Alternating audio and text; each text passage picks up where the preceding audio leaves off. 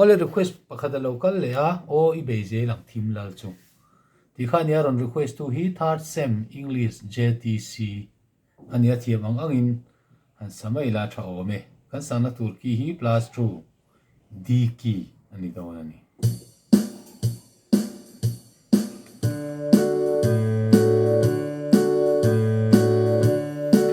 oi beje lang thim lal chu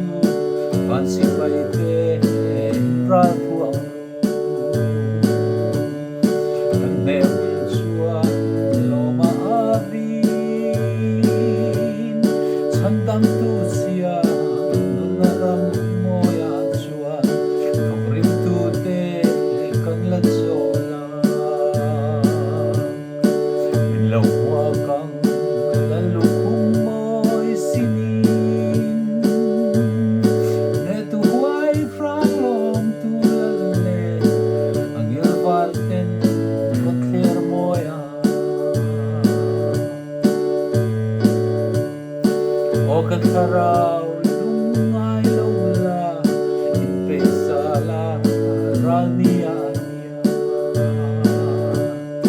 nitin na no re manse himla ral ka solinan tingai lo zion ral mua hen malo chua lo wa kang lalu kumoi sinin ne tu huai frang tu lalle ang yelvarken kot kher moya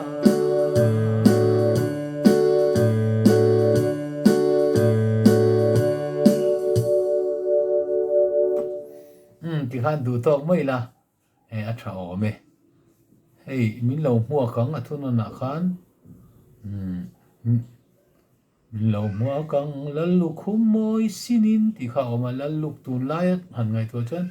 lalu khumoi khumin ti om takania amaro chu mizoram a po trong sang kan sei dan te le nang lawa ni sinin ti hi adik ani ome tin ne tu huai sang lam tu ti om takania sarang sakeite anan ka khan an lam china kha kha ne ti huai sang lam tu ti ni om takania sang lom tu po ni thei bokanga